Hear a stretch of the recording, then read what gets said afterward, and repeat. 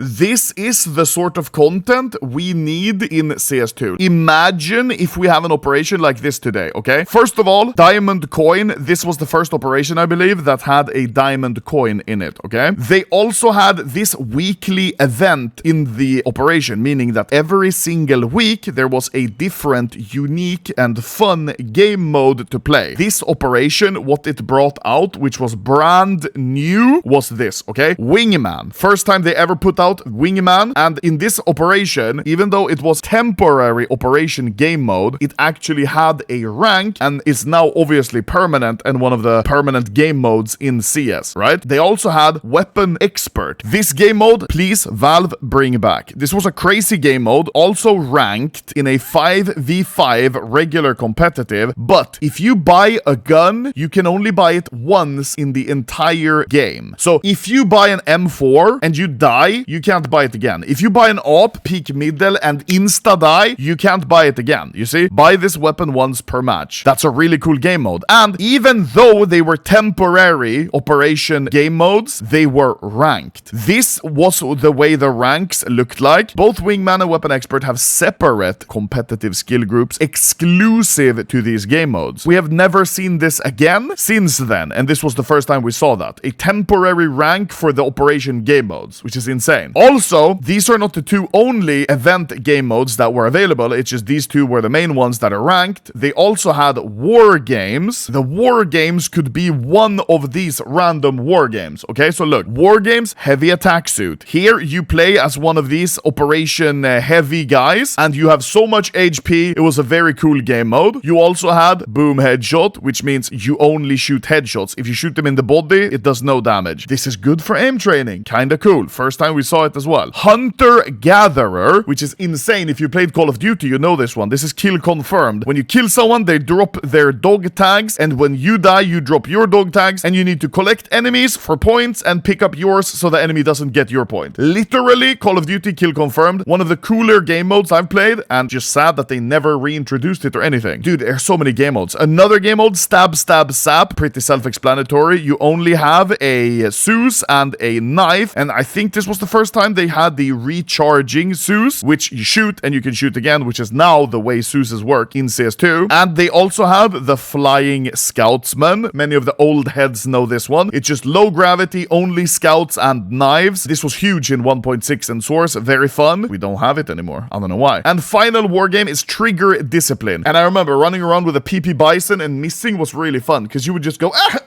and then just fall over. It's pretty fun. All of these game modes, temporary ranks, all of the coins and everything in one operation, okay? And that's not all. They introduced maps as well, right? Agency, Insertion. My personal favorite map ever in CS because it doesn't feel like you're playing CS. It feels like you're playing some other game. Open world sort of, I don't know. It's really, really, really cool. They also brought back, I think, 4 new maps. This one I remember. It was on this map that Hikes got his Dragon Lord drop. Or I was playing this map when Hikes told me about it. I just have the memory of this map with Hikes Dragon Lore. I don't know why. These are all great maps, perfect map picks to have in an operation. The operation was only $6, and look. Also, we have Journal. This is not the first operation you had the Operation Journal in, you know, that you open up like a book and do missions, but it is, however, the first operation where Guardian campaign existed. And if you don't know Guardian, they are only co-op missions. So you and your friend have to do all of these missions together and have fun, get the stars and the skins, rewards, and just have fun. And they also have the Operation Hydra case with the Unitaiji. We have the Sugar Rush, Cobra Strike. These are good skins. Drops you would get from this operation. The collection drops, the skin drops, were some of the best ever. The collections were Cobblestone with the Op Dragon Lore, Cash with the Galil Cerberus and the Famas Styx, Overpass with the M4 Masterpiece, Gods and Monsters with the Op Medusa, really good op, Rising Sun with the AUG Akihabara and the AK Hydroponic, and finally Chop Chop with the Twilight Glock, super good, and the best skin from the Chop Chop is M4